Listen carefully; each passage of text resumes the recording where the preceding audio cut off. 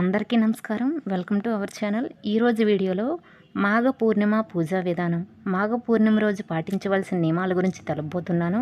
మనకి సంవత్సరంలో 12 పౌర్ణమి తిథులు వస్తాయి. ఈ 12 పౌర్ణమి తిథుల్లో మాఘ పౌర్ణమి కూడా ఒకటి. కార్తీక పౌర్ణమి అంత విశిష్టతే మాఘ పౌర్ణమి కూడా ఉంటుంది. ఈ సంవత్సరం మాఘ పౌర్ణమి ఫిబ్రవరి 24వ తేదీన శనివారం వచ్చింది. మాఘ పౌర్ణమి రోజు లక్ష్మీదేవికి సాయంత్రం అంటే 7 తర్వాత లక్ష్మీ అమ్మవారు పూజ చేసుకుంటే చాలా మంచిది. మాఘమాసం మొత్తం ఎలాగో చాలామంది నదీ స్నానమే ఆచరిస్తారు. అలాగే మాఘమాసం మొత్తం చేయలేకపోయినా మాఘ ఆదివారాలు, రథసప్తమి, అలాగే భీష్మ ఏకాదశి, ఇలా వసంత పంచమి, మాఘ పౌర్ణమి, అలాగే భీష్మ ఏకాదశి రోజుల్లో కూడా ఇలా నదీ స్నానం ఆచరిస్తే చాలా మంచిది. మాఘ పౌర్ణమికనే కాకుండా ప్రతి పౌర్ణమి రోజు కూడా సాయంత్రం ఉపవాసంతో కానీ లేదంటే ఒంటిపూట భోజనం చేసి కానీ లక్ష్మీ అమ్మవారి పూజ చేసుకుంటే చాలా మంచిది. సకల శుభాలు కలుగుతాయి.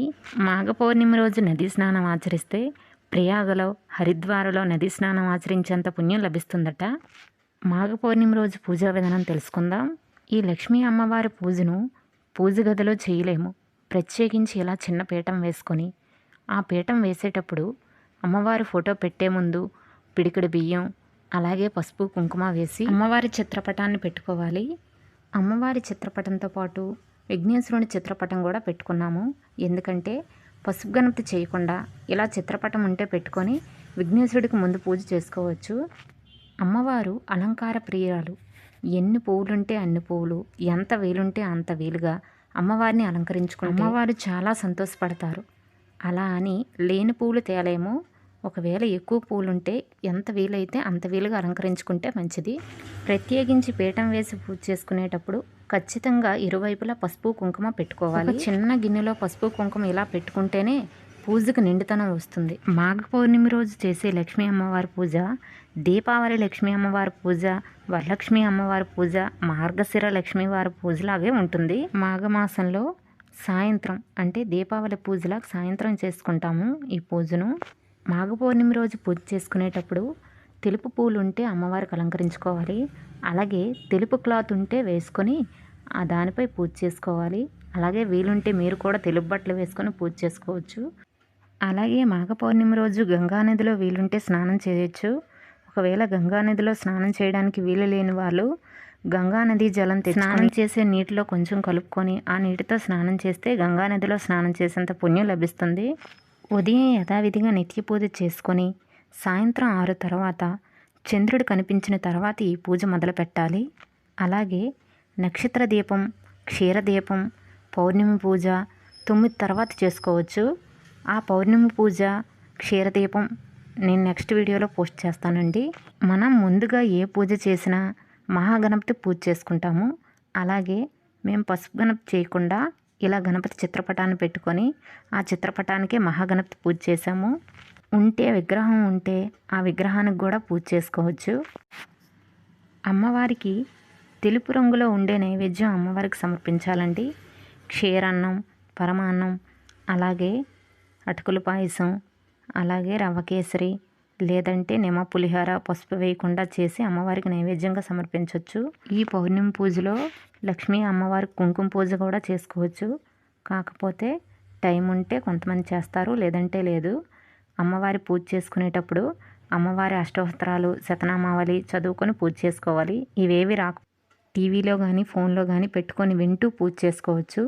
లేదు అంటే ఓం శ్రీ మాత్రే నమః అనుకొని పూజ చేసుకోవచ్చు. 108 సార్లు ఇలా అనుకొని పూజ చేసుకుంటే సరిపోతుంది. అమ్మవారు పూజలో పెట్టిన పసుపు కుంకుమ గడపలకు కానీ లేదంటే మన ముఖానికి కానీ పెట్టుకోవచ్చు.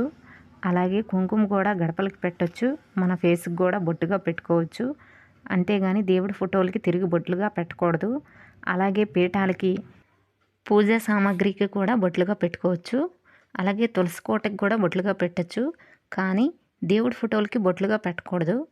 అలాగే ఈ పసుపుని కాళ్ళకు కూడా రాసుకోకూడదు. చివరిగా పూజ అంతా అయిపోయాక అమ్మవారికి దీపం, ధూపం, నైవేద్యం సమర్పించాలి. అలాగే ఈ పౌర్ణమి పూజ రోజు అమ్మవారి పూజలో రాగి చెంబులో కొంచెం నీళ్ళు సైడ్ని పెట్టుకొని ఆ నీటిని పూజ అనంతరం ఇల్లంతా కూడా జల్లుకోవాలి. మిగిలినవి ఏ మొక్క మొదటో లేదంటే పారే నీటిలోనే కలిపేయాలి.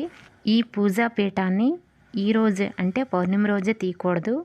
పూజ చేసిన మరుసటి రోజు ఉదయం స్నానం చేసి మళ్ళీ పూజ చేసుకుని తర్వాత ఈ పీఠాన్ని తీసుకోవాలి. మాఘ పౌర్ణమి రోజే కాదు, ఏ పౌర్ణమి రోజు కూడా పూజ చేసుకున్నా ఆ పూజ అందరి దేవతలకి చెందుతుందట. ఈ మాఘ పౌర్ణమి పూజలో లక్ష్మీ అమ్మవారి పూజ తర్వాత మొత్తైదులు పిలిచి తాంబూలం కూడా ఇచ్చుకోవచ్చు. లేదు అంటే లేదు. మనం అన్ని పూజల్లో అలా ఆచరించాలంటే కష్టం. మన వీలుని బట్టి అమ్మవారికి భక్తిగా పూజ చేసుకుంటే సరిపోతుంది. అలాగే లక్ష్మీ అమ్మవారి పూజ ఎప్పుడు చేసుకున్నా కూడా అయ్యవారిని కూడా పూజించాలి. స్వామివారికి ఎంతో ఇష్టమైన తులసి దళాలతో పూజ చేసుకోవాలి. అమ్మవారి పూజ రోజు ఖచ్చితంగా అయ్యవారిని కూడా పూజించాలి. ఓకే అండి, తెలుసుకున్నారు కదా మాఘ పౌర్ణమి రోజు పూజ ఎలా చేసుకోవాలి, ఎలాంటి నియమాలు పాటించాలి, ఎలాంటి నైవేద్యాలు సమర్పించాలి అనే విషయాలను. అలాగే ఈ వీడియో కనుక మీకు నచ్చినట్లయితే లైక్ చేసి మీ బంధువులకి స్నేహితులకి షేర్ చేసి మరిన్ని వీడియోల కోసం మన ఛానల్ సబ్స్క్రైబ్ చేసుకోండి. Thank you for watching.